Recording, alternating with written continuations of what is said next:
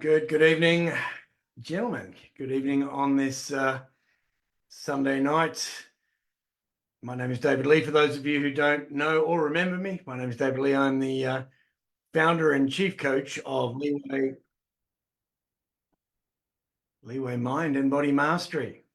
You've heard it be said that a healthy body gives you a healthy mind, but you need a healthy mind in order to make the decision to have a healthy body. And that's what we do here at Leeway Mind and Body Mastery. Now, the topic of tonight's talk is actions speak louder than words. And chatting with Jason on the way through, he was interested to hear my take, and I actually had planned a bit of a flip on the topic, if you like, until I read Adam's intro, which said I'd be talking about past experiences, which I guess I'll delve into, and Jason reminded me of that tonight. But it's when I say actions speak louder than words, we've all heard that be said. There is a 16th century philosopher, Balthazar Gracian, who said, the truth is rarely heard, only seen. And quite often people will tell me they're going to do one thing and they just never ever do. And so when I say actions speak louder than words, there is a lot of power in words.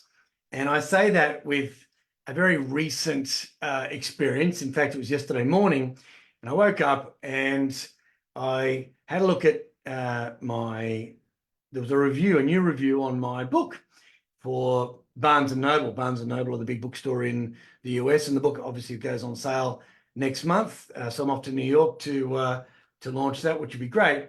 But I had a book review from Nazareno, who I'm sure everybody is a fan of, and a very active and positive character within the HPF, High Performance Father tribe. And he had given it was just one of those things, and I thought, wow, what a way to start the day. It was such a lovely review that he had given me, and it literally, set me on fire, as far as in a good way. And a lot of what I want to talk to you guys about tonight is the catalyst to action. Every one of us has potential. Petrol has potential, but until a spark goes under it, it is just petrol. And I think the idea of saying, what I want to talk to you about tonight as well, it's not to teach you anything. It's to remind you of what you already know. All of us know what we have to do, and for whatever reason, we're not doing it.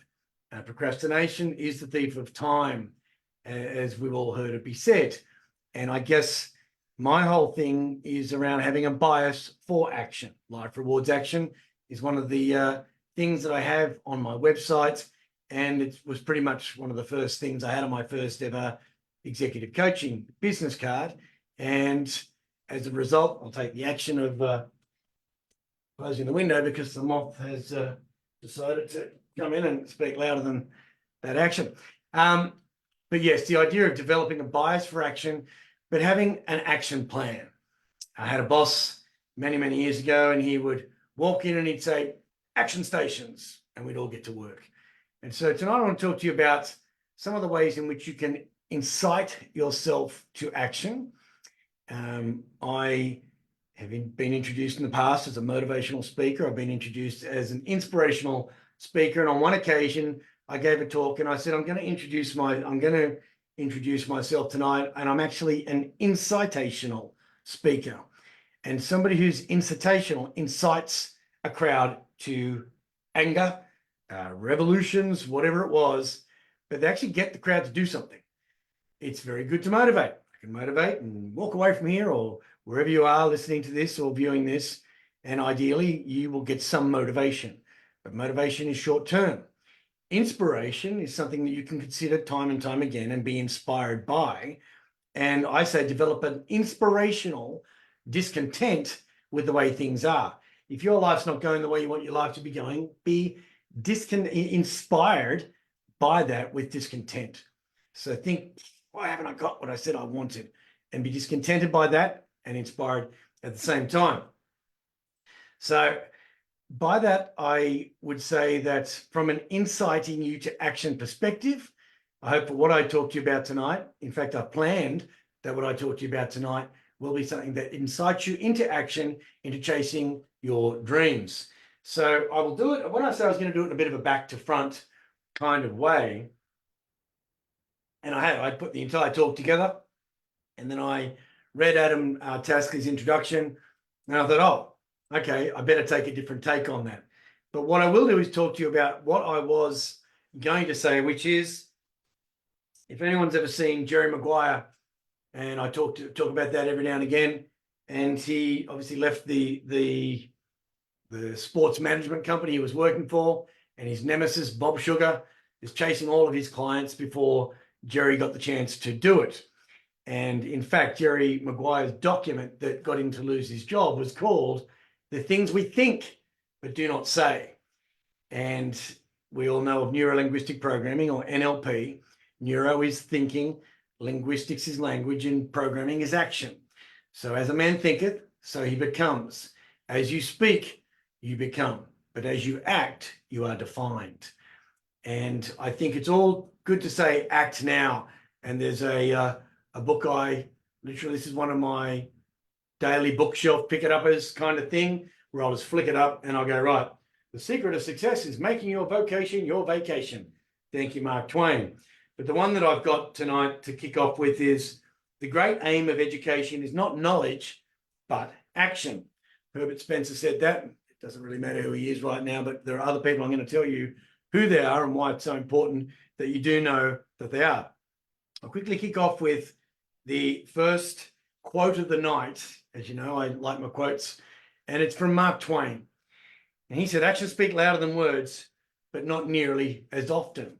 Now, Mark Twain lived to the age of 74 and he died of a heart attack. And each of the people that I speak about tonight, there'll be a theme that you'll soon pick up on, I hope, around the way they lived their lives and the fact that they were men of action. And yeah, you know, there's been some terrible things that have been going on around the world, and choose your poison as far as which one it is that you're going to be poisoned by. But I have I'm a big fan of time-saving hacks. I am so organized, and my mornings are so routine, so that my days and life isn't routine. And I have things so planned to a fine art that I have alarms going off every 15 minutes throughout the course of the day, because 15 minutes can go like that, and then 15 minutes can go like that. And just the other morning, the night before, 15 minutes before I go to bed, I set an alarm and I set everything out. And for whatever reason, in the process of setting everything out, I didn't set out a pair of socks. And in the morning, I did everything I do, and I went to put my clothes on. It's like, oh, where are the socks? And as I went to my sock drawer, the socks, I haven't folded my socks. I've been taking them off the line. You know, obviously a time hack, but it caught me out. And I was aware of how it caught me out, because as I was searching for the socks, I count. And when I'm doing anything and I think I'm waiting, I might go, right, I'm going to wait for a minute. And if this bloke hasn't turned up, then I'm bailing. And so I go 1,000, 2,000, 3,000, 4,000. And I got to 37. I started 37,000. So it took me 37 seconds to find those socks. Now, in my 15-minute alarm that I lead to get out of this place, to get to my first meeting or client of the day, that was 37 seconds I was behind the luxury of arriving early. I arrived at the same time as my client. I don't like that. On time is late in my books, as I say. Now, the next quote is, waste not, want not. If you use life with a bias for action, you'll never feel that you need more time. Now, the idea of that one is, Seneca said, the one who puts the finishing touches on each day is never short of time. So wasting time is where you feel you need more time. When you don't waste time, you don't feel as though you do need more time. And the point of that, I guess, is in the fact that when you put the finishing touches on each day, you work out what it is you had to do in your morning journaling and your to-do list. And at the end of the day, you say, right, here's my to-do list. And I can tick every single thing off. Whatever wasn't done on that day carries over to tomorrow. Now, if you made it important enough to go on today's list, it should be number one on tomorrow's list. And if you can do something about it now, then do something about it now. Now, the reason I ask about developing a bias for action and the idea of the brevity of life is that as Australian men, if we're in Australia, the average Australian man lives 29,200 days. I want to live to, I have already lived 20,075 days, which gives me 9,125 days to go, assuming that I die at 80. Now I'm going for the big 100, so I have a lot more days left than that. But do the maths and think about it as 29,200. So let's just say you're a 40-year-old man out there, 40 times 365. Work out what that is, and minus that from 29,200. That's how many days you have left. Now, I ask people, if this was the last day of your life, would you be happy with the way that you spent it? And if the answer is no, then what are you going to do about making tomorrow a day that you'd be proud of, it being the last day of your life? Now, as I say, I'm not scared of dying. I just don't want to. And I have no idea when I will die. None of us do.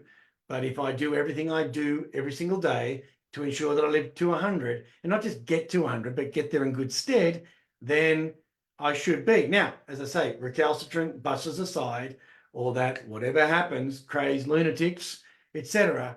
Up until that moment, I was in a peaceful state of mind because I assumed and I was aware that I was doing everything in my power to make sure that I got to the end game in good stead and to the number that I was aiming for.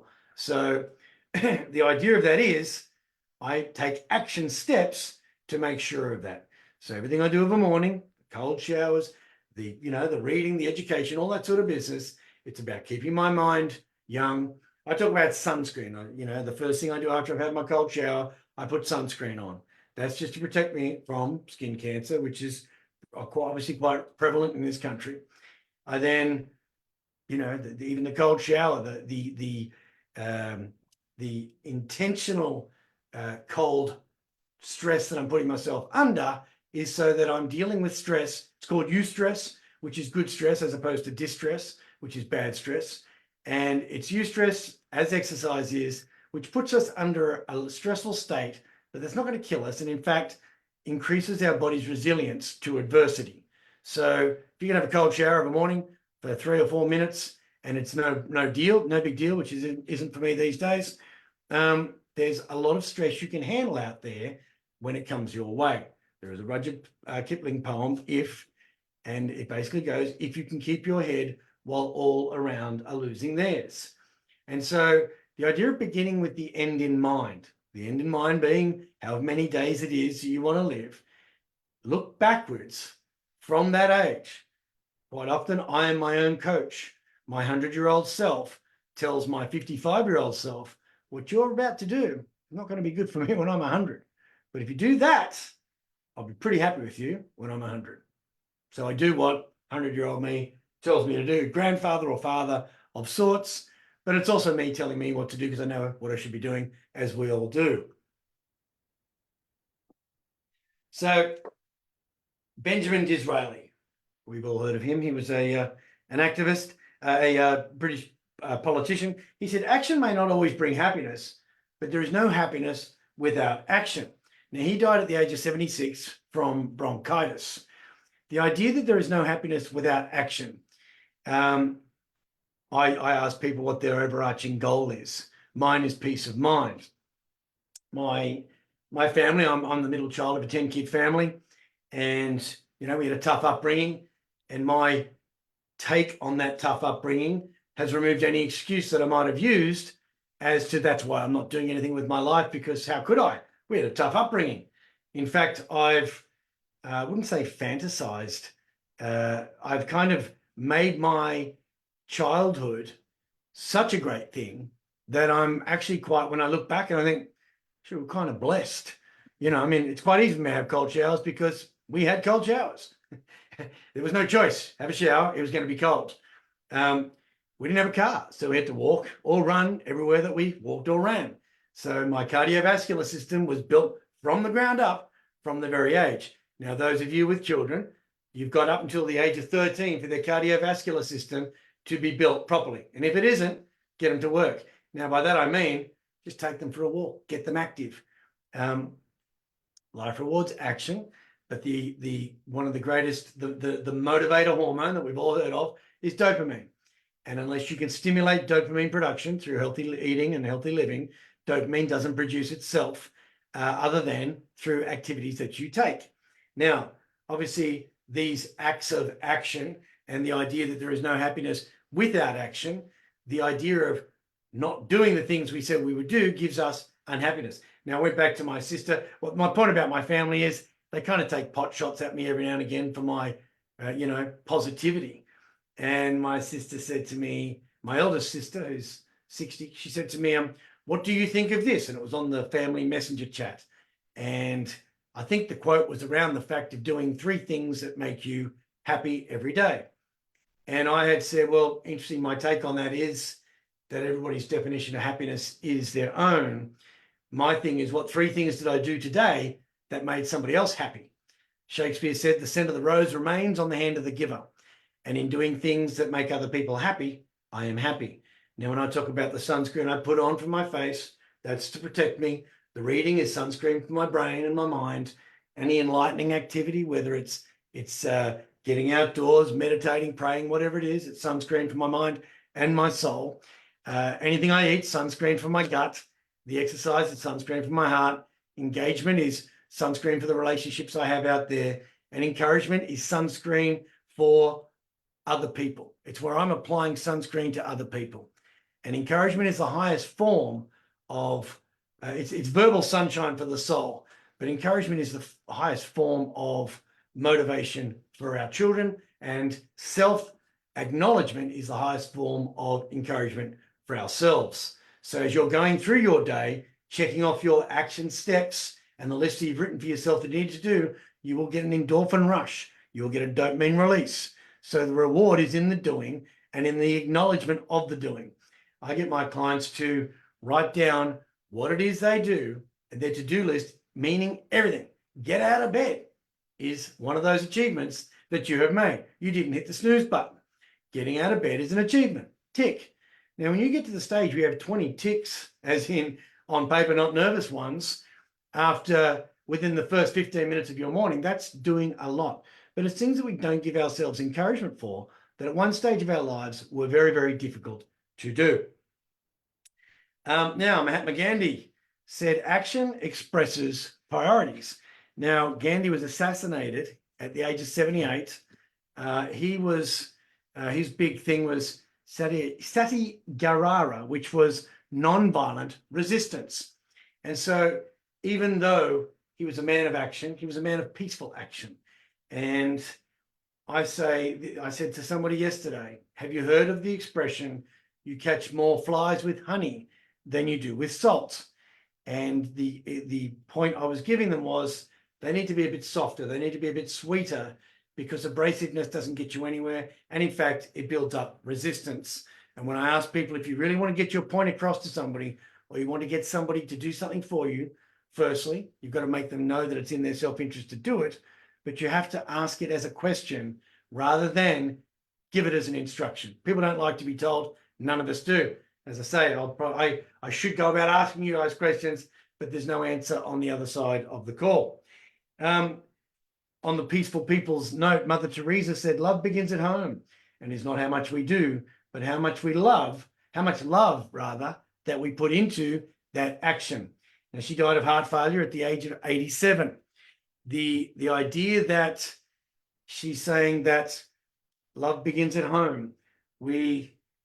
I talk to a lot of children as well in the course of what I do. Quite often they're the children of the parents that I coach. And the parents might say, oh, listen, I've got to take this phone call. Do you mind? And I'll sit there and the kid will say something to me. And quite often I'll then say to the mother or the father of that child, your child has told me that you don't listen. Oh, really? Why do they say that? I feel I listen all the time. Because there are 3 things that you say all the time. You say, really? Wow, that's really interesting. Good boy or good girl. And they are calculated, perfunctory responses given for the sake of just saying them, that the child knows. Now, children don't know what's going on in the background. They don't know what you had. I mean, there's a quote that says, Plato said, be kind because everyone you meet is fighting their own private battle. So that's great. You might have had a really tough day at school, Children don't know that. At work, rather, children don't know that, and they probably had a tough day at school. But snapping at a child, the child immediately thinks, they don't love me every day. And whether you tell your child you love them as much as you tell them you love them, they continuously need validation. They continuously need to know that they are loved. I was at the football recently. I don't know whether I told you guys this story because I haven't been here for a while. And the story, there was a bloke sitting in front of me, and they're all rahing and rahing about the teams that were playing. And one of the boys was wearing the football jersey of the team that was losing, and they were ripping into him. And I had spoken to his dad earlier before the game. I don't know his dad, but we were just chatting, having a great old chat. And as the dad started rahing his son, and the boy just looked really visibly upset. And I leaned forward and I said to the dad, it's easier to build strong boys than it is to repair broken men. And that's all I said. And then the dad got up, walked over and put his arm around his son. And I saw the relationship between the two of them change on that spot. Complete stranger. But again, that would have been one of the three things I did that day that made somebody else happy.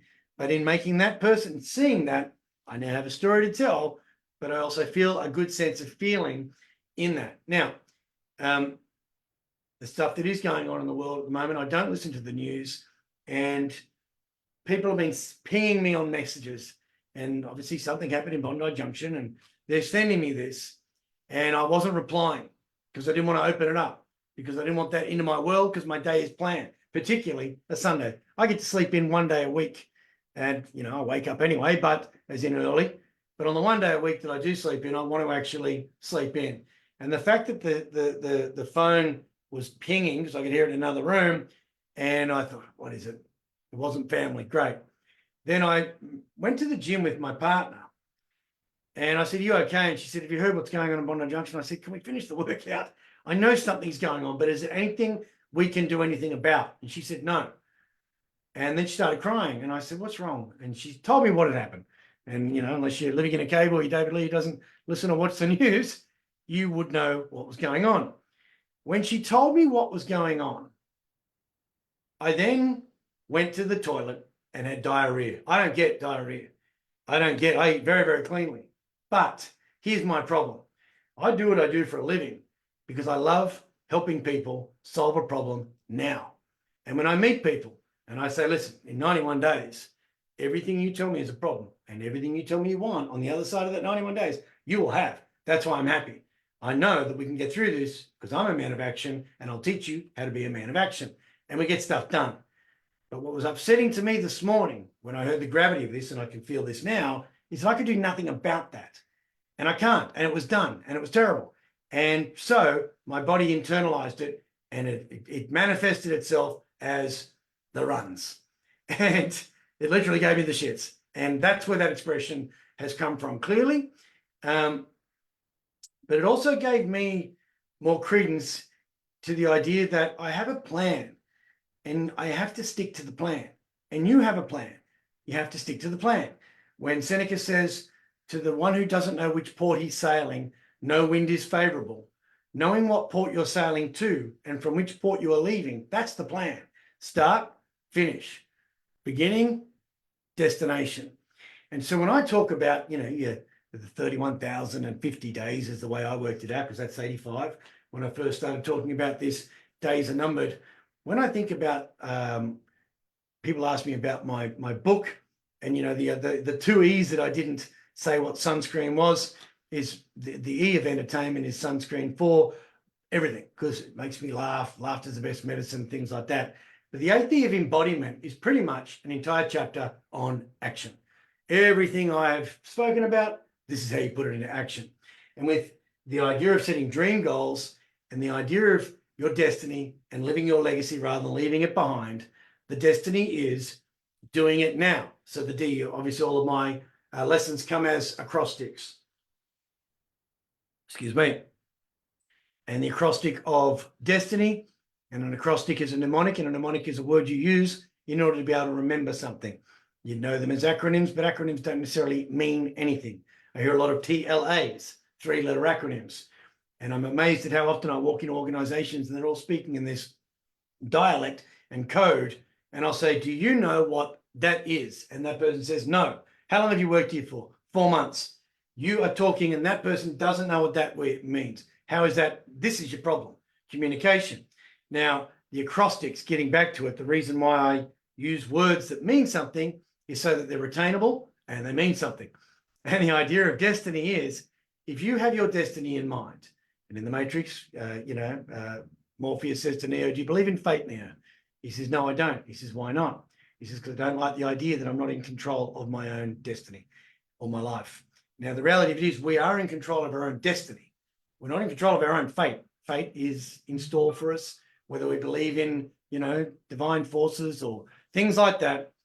Fate has our days numbered, and that's the way the world works. However, you do have your destiny in mind. And the D is do it now. Whatever it is you want your destiny to be, what are you doing today to make sure that you get to your destiny in the shape, with the reputation, with the love, respect, with whatever it is you want the end of your life to look like? Look at it now. Begin with the end in mind. That's not a bad way of looking at it. The E is within energy and enthusiasm. Anything you have to do, no matter what action plan it is, you get into the gym, you start, get in and bang, don't hurt yourself. But as I say, hit the rower. No one's ever on the rower. If you're at home, get a skipping rope out. You don't have to go anywhere. It could be raining. Get in the car park, skip in the bathroom, the biggest room in your house, whatever it is. 10 minutes of skipping is equivalent to 30 minutes of running. And as I say, you can skip for 1 minute. Anyone can do that. Do it 10 times. There's 10 minutes. There's your half hour of running. But it gets you motivated. Every single person I say, I had a fellow the other day, I said, all I want you to do is 50 push-ups, 50 air squats, and send me the photograph of you having done them. He sent me a photograph, 5 times 50, 5 times 50. Once he'd done 50 and done 50, he thought, that felt pretty good. I'll do another 50. Once you're in the game, you're playing. That's it. But you've got to start. And the idea of that is start. So your destiny, energy and enthusiasm, success is imminent if you trust the process. So trust the process. You have a process because it is a plan. A plan has to be process-based. It's not like, well, I've got an idea. I keep talking to you guys about specificity and reciprocity. Specifically, what is it that you want? Reciprocity-wise, what are you prepared to give for it? Everybody's heard of pro bono, where you do things for free. Q bono is another one. Who benefits? You do. So you're the main beneficiary of any of your plans. Even if you're saving money for your children's education, you benefit by having an educated child who's proud of you. If you don't, what's the worst thing that can happen? I've got, as I said what I do want, what I don't want. This is what I want. What will it look like when I get it? It'll look like that. What will it look like if I don't get it? It'll look like that. I don't look like that, so I do that. And they're the action steps that I have to take. It is inevitable that you will get the plan that you put in place. If you trust the process, success is imminent. It is inevitable if you never ever quit. And the last thing I say is you've got this. You don't set goals for yourself that are unimaginable. Otherwise, they're just wishes. Napoleon Hill said, whatever the mind can conceive and believe, it can achieve. So you have to believe in the process and that you can do it. Now, back to these quotes. I dropped these cards just a second as I set up here tonight, which wasn't part of the plan. So there was a bit of a theme that they were going in the place of, but I think I will wing it. And it reminds me of a story. I worked for a company once and I was doing very, very well. And then I got a new boss. He wasn't that much older than me, but he was a lot older than me. In as much as he was probably 4 years older than me, but he turned up in, a very political, blue and old school tie. He was from the UK and very, very thorough and very overly planned. And he pretty much changed the way I did things. And I was about to see a client and he said, what are we going to do? And I said, I'm just going to wing it. He said, what do you mean wing it? And I said, I'll get in there and I'll start talking and I'll ask him a few questions. And he said, so you have no plan for this meeting? And I said, well, I know the story. It's selling is telling. So I don't really need to, I just want to find out a bunch of questions. And these are in the day, obviously before mobile phones. So he pulls up to a phone booth and calls this fellow and says, can we put the meeting back 1 hour? And this was IBM, it was a big company at the time. And I was selling advertising in a computer magazine. And he sat there. And as we sat down, another memory I had at the time was I went to eat the top of my cappuccino, which I haven't had since that day, with a spoon. and he berated me on, what are you doing? That's not how you drink a coffee. And I'm like, who the bloody hell are you? But he was my new boss.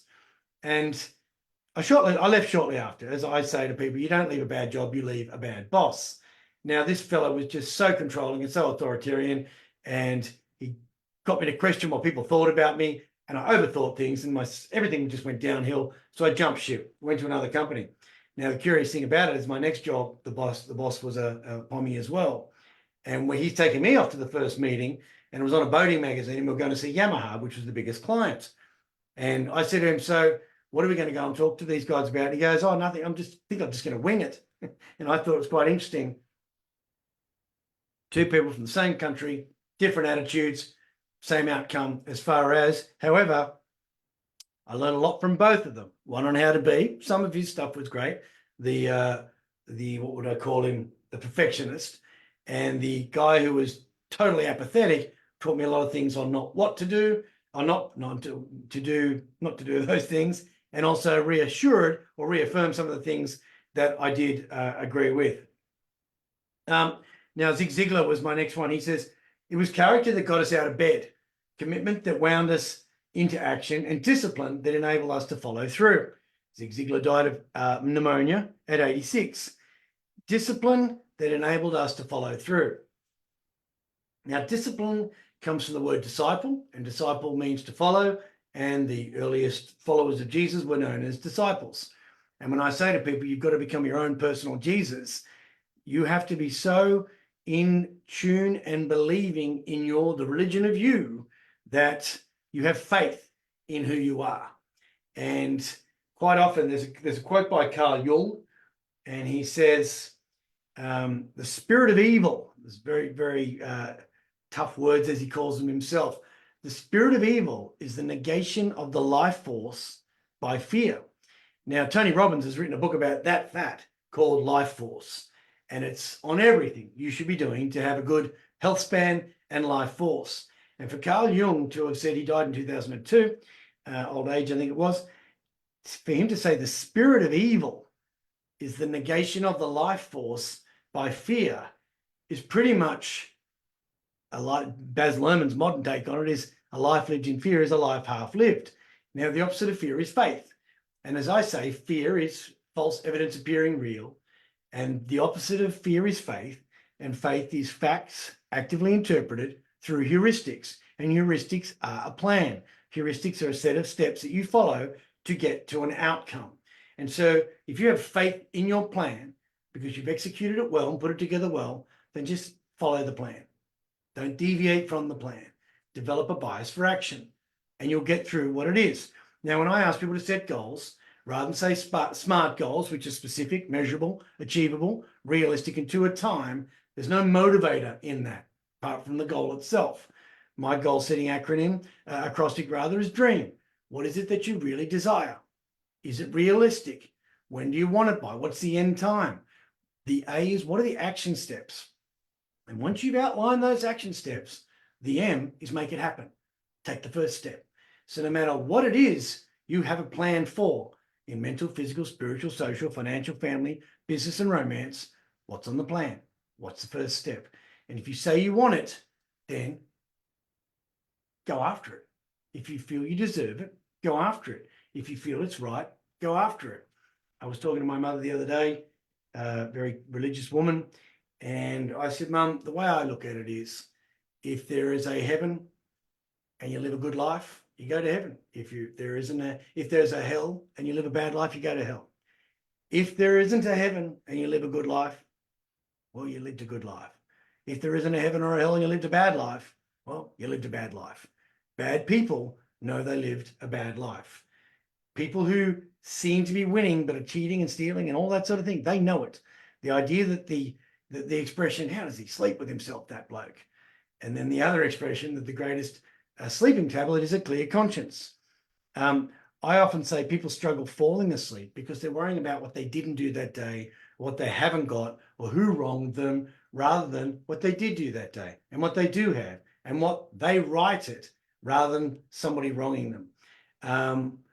That's not a bad way to get off to sleep. It works for me, seems to work for those who I tell. And of course, the breathing. How many times you do it, I don't know. I fall asleep. You must take action now that will move you towards your goals. Develop a sense of urgency in your life. Now, that was H. Jackson Brown Jr., and he wrote Life's Little Instruction Book, and he died in 1940 at 84 years of age. Now, he wrote that Life's Little Instruction Book for his son when his son was leaving to go away to college.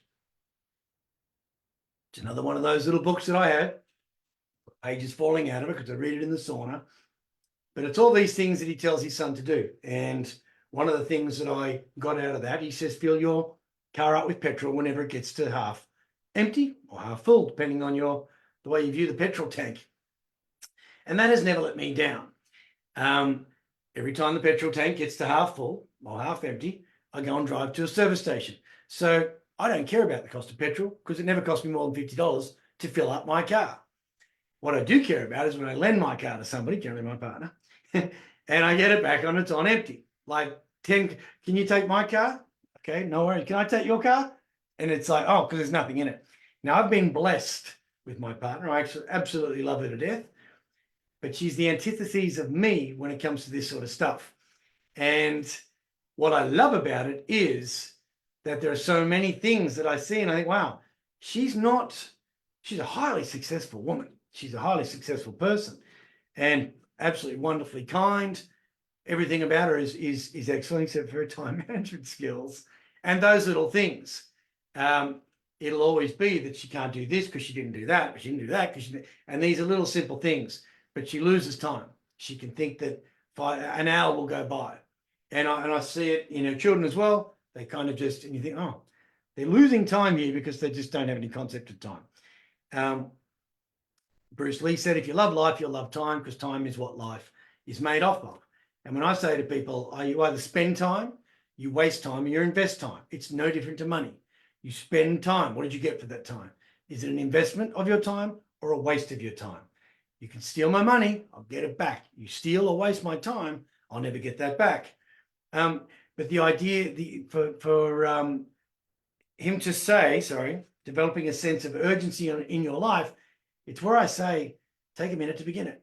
You know, what's the worst thing that could possibly go wrong? And do everything in your power to make sure it doesn't happen. The bad things, that is. Now, I love the 21-day challenges and all that sort of thing. But here's the thing. You've got to do it again tomorrow and the next day. And it never ends. You don't get to a stage. I look at people and I think, wow, they used to be really, really fit. And now they've let themselves go. And I don't know how many people, I do a shredding for the wedding and I train the couple and they're unrecognizable. Then they go on a honeymoon. Then those same people, and I got a lovely photo sent to me the other day by one of my clients, because my clever program is lose the tub to have the bub. And there's this beautiful little girl who's arrived and the mother did it in good stead. Now, a client I picked up recently, he was telling me his story and I said, so your baby's about 18 months old, you say? He said, yep. And I said, so 18 months ago, you're pretty fit. And he said, yes. And I said, and you've got a dog? And he said, yes. And I said, and the dog got fat and you got fat. And he said, well, that's pretty much it. Yes, because your child came along and you got distracted. Nothing wrong with that. But it's just another responsibility. A responsibility you take on. If you're not prepared to let something go, you either let it go or you categorize it. So you don't neglect that responsibility. You look at it from the priorities of where within the course of your day are you going to do it. And as I say, when people sit there and I say, can I have a quick look at your phone? 7.6 hours screen time. What were you doing? Well, I know you don't do that. You're an architect. How could you be on your phone for 7.6 times? And you don't have time to do it. 7.6 hours. You have no time to do any of that. I think we found the culprit. As I say, he died at 84 years of age. I'm hoping you notice the theme here that the people who died young didn't die of their own accord, as in through misadventure. They died, well, they did rather. I'll get onto that. But all these people with these plans and biases for actions are living to at least 80. Fidel Castro. I began a revolution with 82 men. If I had to do it again, I'd do it with 10 or 12 and absolute faith. It does not matter how small you are if you have faith and a plan of action. Now, that's where I spoke about the faith being facts actively interpreted through heuristics. So that little story would have bounced off the back of that one because I dropped the cards. But Fidel Castro died at the age of 90 of natural causes. Now, you know, he had the Americans in the Bay of Pigs and the Cuban missile crisis. He was a very active man. He got a lot done. But as he said, those 82 men probably slowed him down. But if you have people on your team who have absolute faith and confidence in you, then everything should be fine. If your family have absolute faith and confidence in you, everything should be fine. And faith and confidence starts with you. The key to success and action, and the essential in action, is perseverance. Now, there's a great quote by Calvin. That's a fellow called Sun Yat-sen, also known as Sun Zhongzhong. He was the established the Republic of China. Died of liver cancer at 58. And all these great men have died. There's the theme there. We all, memento mori, we all must die. Remember you are mortal, Marcus Aurelius said. Let that influence what you think and do and say. And so if you think you can put off to tomorrow what you may not get a chance to do for tomorrow, then don't. Put it today. Do it today. Do it now. Do it now. Do it now. And that's pretty much the key. Every time throughout the course of the day, ask yourself, is what I'm doing moving me towards or away from what it is I say I want in mental, physical, spiritual, social, financial, family, business, and romance? Pythagoras, this is a good one. Concern should drive us into action and not into a depression. No man is free who cannot control himself. He died at 75 and he was poisoned, they tell me, as a 75-year-old back in those days. Not about age to live to. The idea that no man is free who cannot control himself. Now, I had a sign on my sauna wall for many, many years from Socrates, and it said, no man is free who is not master of himself. And it was always my kind of, good on you, David, you do your own thing, you're your own boss, you're a master of yourself. Until I realized, hang on a second, it's not about being your own boss, it's about mastering yourself. It's about self-control. It's about self-discipline. It's about self-respect. It's about, I said the other day, procrastination. They did little things on children, the studies on marshmallows. You know, you can have that or you can have all of them. And every kid just took one because they wanted it now. And there were the few that could wait and get the rest of them. And 20 years later, the ones who waited were the only ones successful and the other ones weren't. And they call that delayed gratification. And it's something that we as humans find very difficult to exhibit, is that delayed gratification. But I say procrastination is delayed gratification. If you say you want a particular thing and you're procrastinating on getting that particular thing, then you're actually delaying the gratification. Nobody procrastinates on things they do want to do. They don't, like if I want to do something, I do procrastinate on the things that I don't want to do rather. So I've got to exercise. I like doing it, so I don't procrastinate. I get into it. I've got to clean the house. Don't like doing it, so I procrastinate. I may have to send out a blog, so I'll do the housework because I know it's got to be done, but I'm procrastinating on what it is I really want to do. My brother's a policeman and he says, procrastination's a lot like masturbation.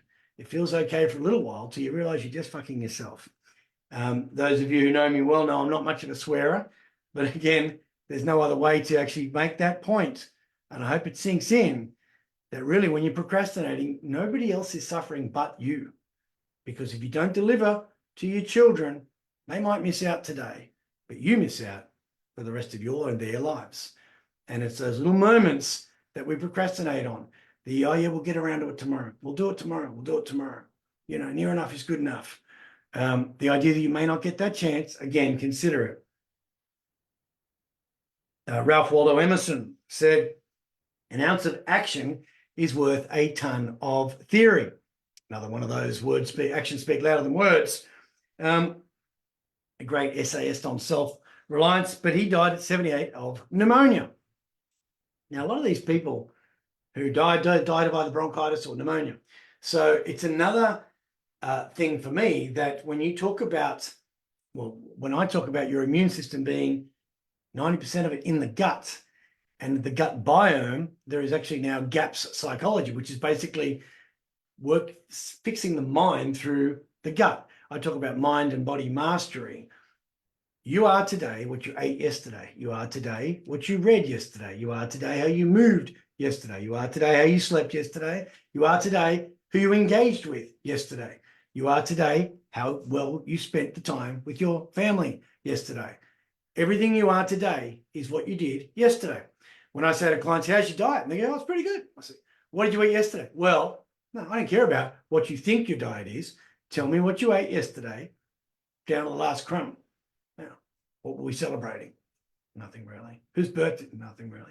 So that's generally a day in the life of you. And that's where you feel shitty. So you look at things like pneumonia, and these are things that are contagious, and they develop through a lack of self-care and a lack of self-awareness. Now, again, I'm a preventative hypochondriac. When I hear someone sneeze, and I noticed it today, and I laugh at myself, but hey, I'm healthy. I heard someone sneeze, and immediately I thought, the wind's coming that way, they're over that way, I'm okay.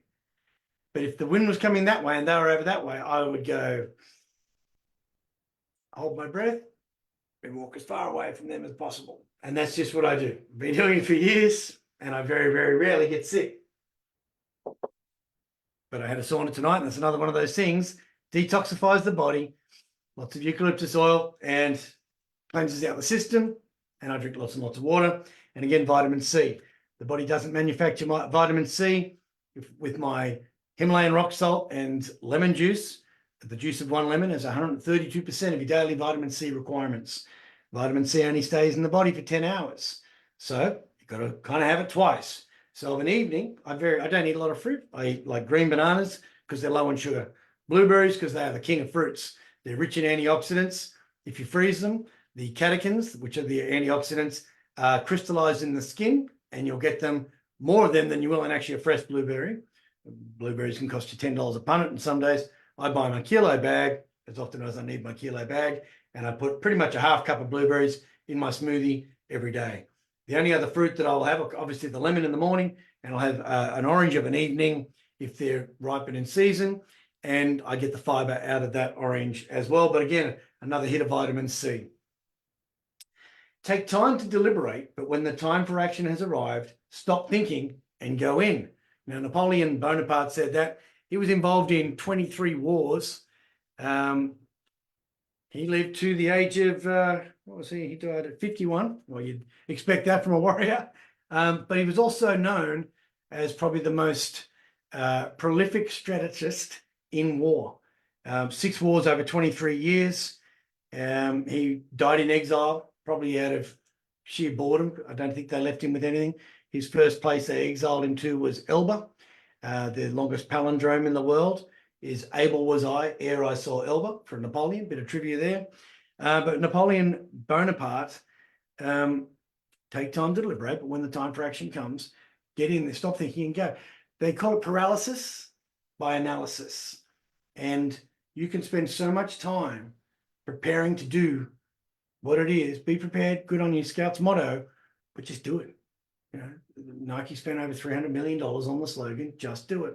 If they spent another 30 million on the F word, JFDI, they might have, sold a bit more apparel, and people might be doing a lot more than what it is. Just do it.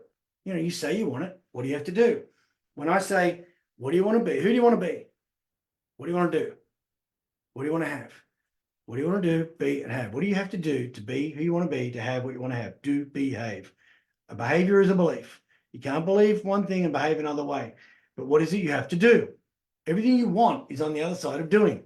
Everything you will have is because of something you have done, good, bad, or otherwise. Little by little, a little becomes a lot.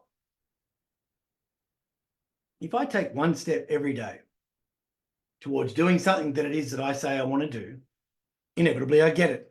And, I've been counting down this book launch since it was 150 days. My flights are booked. I'm off to New York on the 19th of May for 10 days, bunch of interviews. And again, I've sent out hundreds of emails.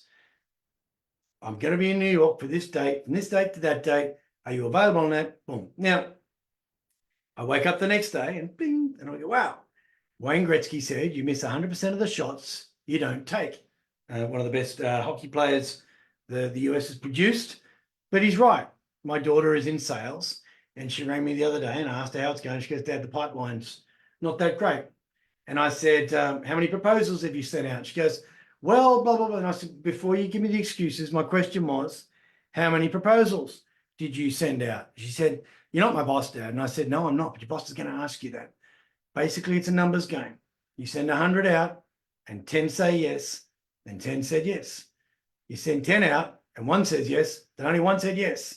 And the more you send out, the more you do. The more you do, the more you get. You take one more step towards where you want to go, and it's one less step you have to take. So just make sure you're doing one thing every day towards what it is you say you want. If I sat down and wrote one page, because I want to write a book, in 1 year, I'll have a 365-page book. Now, my book's 220 pages. It took me 4 months because I sat down and that was all I did for 4 hours. That was the action steps. I had a plan. Action is the foundational key to all success. Pablo Picasso said that. He died at the age of 91 with heart failure. Now, Pablo Picasso is credited as producing 50,000 works of art. Now, at 91, he lived 33,215 days. So, unless he was born with a paintbrush in his mouth, would have been an uncomfortable birth, then he was getting to work on a lot of things and taking action on a lot of things in those 91 years of his life. And to have produced 50,000 works in 33,000 something days, 215 days, that's a lot of work that he did in that time. Be like Pablo. There are risks and costs to action, but they are far less than the long-range risks of comfortable inaction. JFK said that. He was assassinated in 1963 at the age of 46. He had obviously planned his entire life to be president of the United States. Now, I think his term was less than 2 years, obviously because of the assassination. But one of the other great things he said is facing fear is the death of fear itself. And the idea of saying, okay, I say to people, you've got to ask yourself what you're afraid of. Are you afraid of failure or are you afraid of success?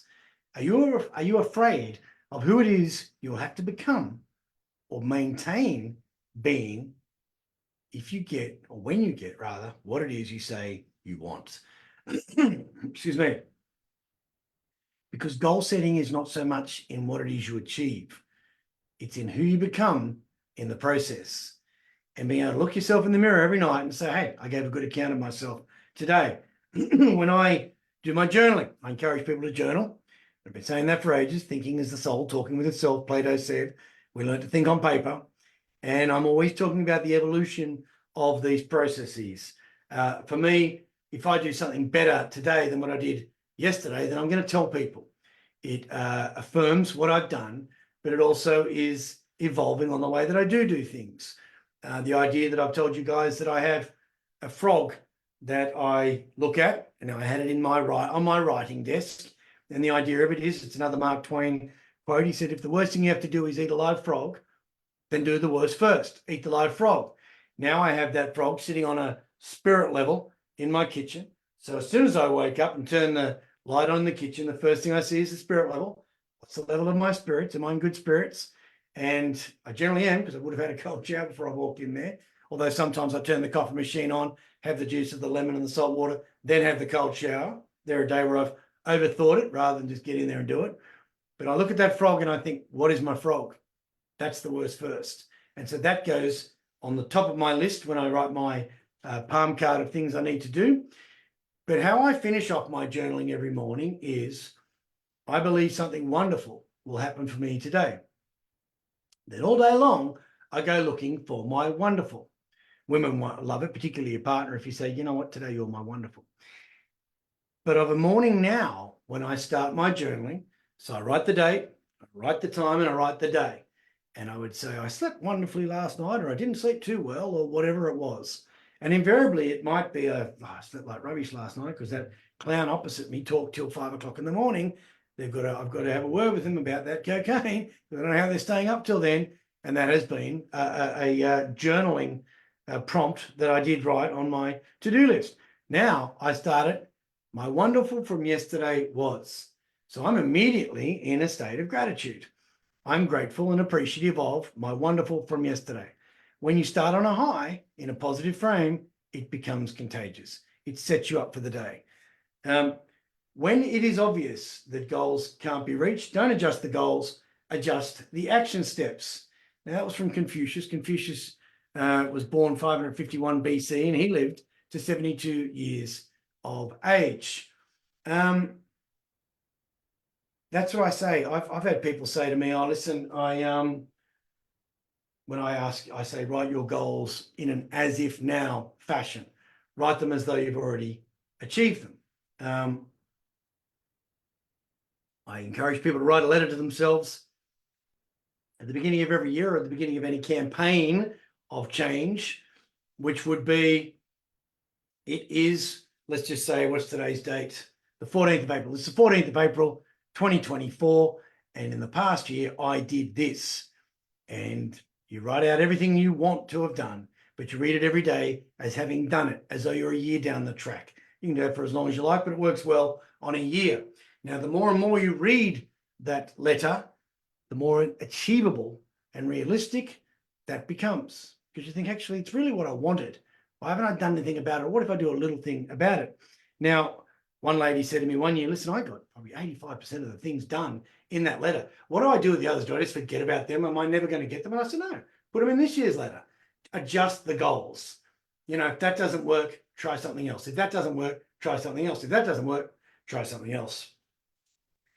Thinking will not overcome fear, but action will. W. Clement Stone died in 2002 at 100 years of age.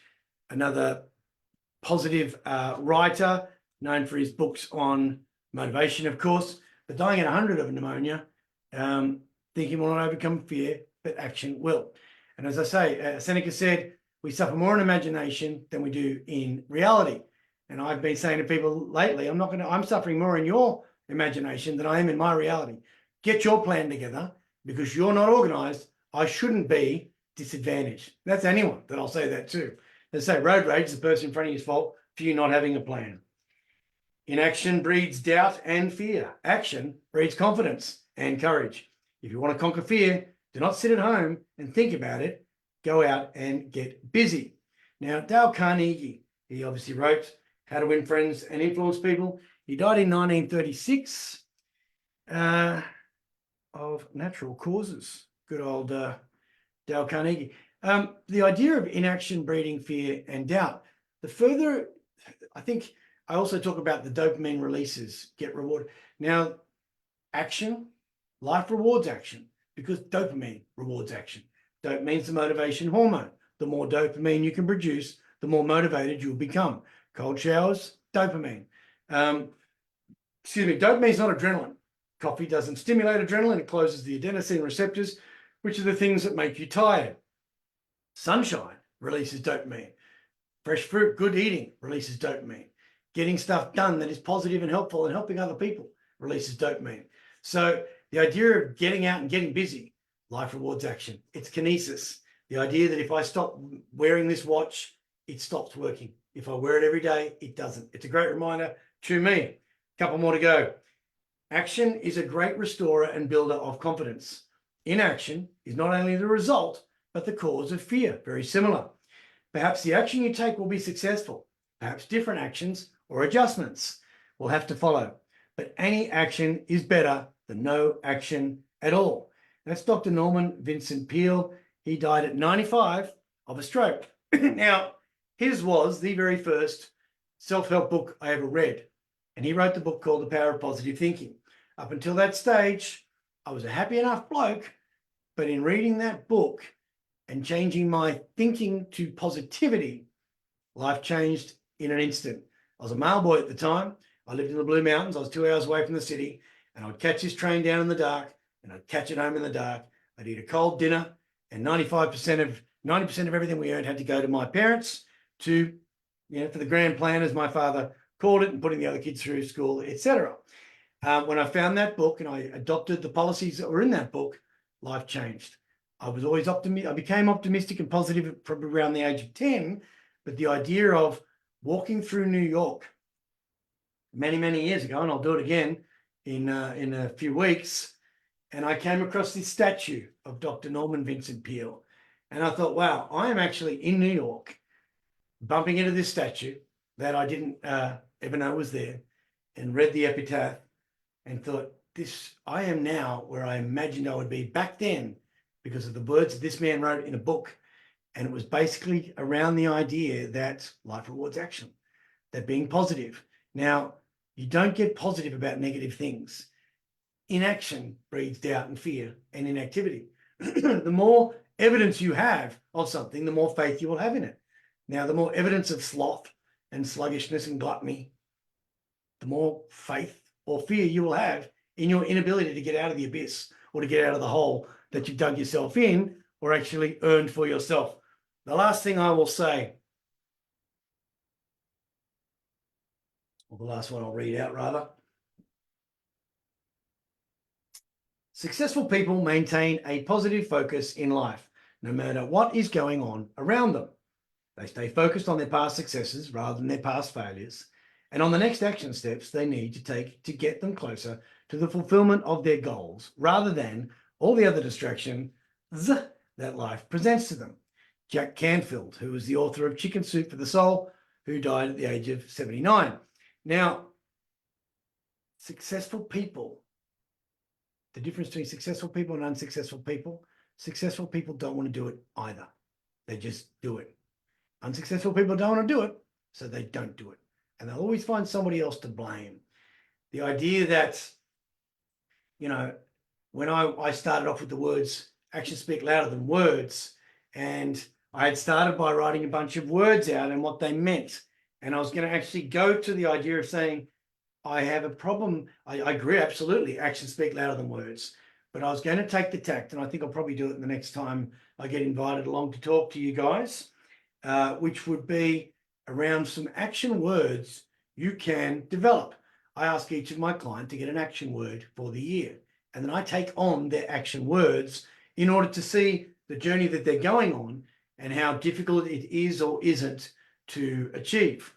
And within the research that I do in the fields of and the experiences that I have, for example, one of my clients' action words for 2024 is networking. And so I adopted that as one of my action words and have been networking and having 3 coffees a week since the beginning of the year with people who I'm networking with or asking them how they're going. And life has been going on a pretty good positive trajectory.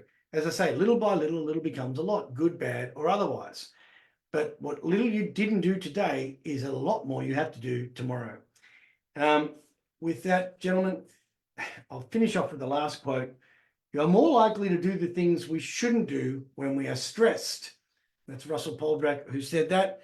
And the point of that is, stress is determined by the degree to which you feel in control or out of control of your life. A plan, an action plan, gives you control of your life. If I have a very planned out morning, that's the reason I say my morning routine and my evening rituals or routines make sure that my days aren't routine, is because I don't have stress. I don't do dumb things. I don't make stupid mistakes because I've planned them out. I went on a kayak ride recently. It was a networking event with Manly Chambers. We kayaked from Manly, where am I here? On the other side of that. Went from Manly Cove to Q Station around the corner here. And we kayaked across, and there was a bunch of drinks on offer. And then the sun was setting, and the organizers said, you can either kayak back, in which case you'll have to leave now, or we'll tow you all back. Fine. Now, they towed us all back. I've got a pair of prescription sunglasses, cost me $600 or so. And they gave us all a waterproof bag. And I put everything in the waterproof bag, and I had the sunglasses on my head, and I put them in the waterproof bag just in case. Now, as luck would have it, a freak wave came along and knocked a bunch of people out of the boats. And because of the rocking, I was knocked out as well of this kayak. And we all had life jackets on, and I've kayaked a lot, just got back into it. They were 2-man kayaks. And I said to my mate, hey, get in the back. And I leaned back and he jumped on. A bunch of people are panicking. And I said to these people, hey, get to the life rafts, get back to the kayaks. And I noticed, wow, everyone's panicking. And even my mate behind me was getting angry and cranky. And I said, hey, we've got to calm people down. Panic is just going to lead to disaster. This woman's come up, legs first, in my face. Good to meet you. And she's, oh, my phone. I said, give me your phone. I put it in the waterproof bag. And the other one's come up and she's, I said, did you have a jutty out chin beforehand? I'm trying to put humor into the occasion. And I was just surprised at how many people panic. And when Rudyard Kipling in his poem, If, says, if you can keep your head while all around are losing theirs. Now, I said, they gave us a waterproof bag. Why didn't you use it?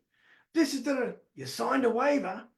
And even when we finally got back to shore, and I thought, and I opened it up and I thought, I lost my boat shoes.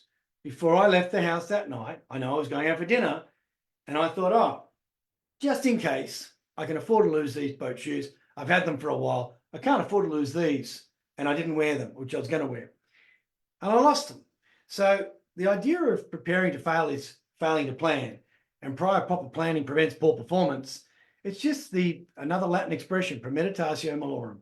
Think of the worst thing that could possibly go wrong and do everything in your power to make sure it doesn't happen. Now, on that note, as I say, you probably know by now I can talk forever. The 8th E of my 8 E's of Equilibrium in my book, Is Your Boss Making You Sick, is embodiment. And it's pretty much how to do everything that I've told you guys tonight. So if anyone wants a copy of the last chapter of the book, if you haven't read my book or bought my book, and up until May 21st, the offer still stands for HPF members. If you want 25% off my book, which is $20 US, but it's 25% off if you enter HPF in the promo code at checkout. So you got to get to checkout. It'll say promo code. No one's going to take any money off you until you put the promo code in, but you'll save 25%. And I've been so overjoyed by the reviews that I'm getting. But if you're a bit tight, stingy, or you just only want the last chapter of the book, david@leeway.com.au, and I'll send you the last chapter on embodiment, which is all around a bias for action. It'll take you through the purpose, dream, destiny, legacy, and all of those acrostics, and also with some absolutely powerful action steps for getting things done. And gentlemen, actions do speak louder than words. So I will take the action of closing these words. It's been wonderful again to be welcome back. And I look forward to seeing you guys next time. And I may be meeting some of you in person in Sydney in a couple of weeks' time, if that goes ahead. So, gentlemen, good night. I'll cut it out there and have a wonderfully actionable week. Good evening and be well.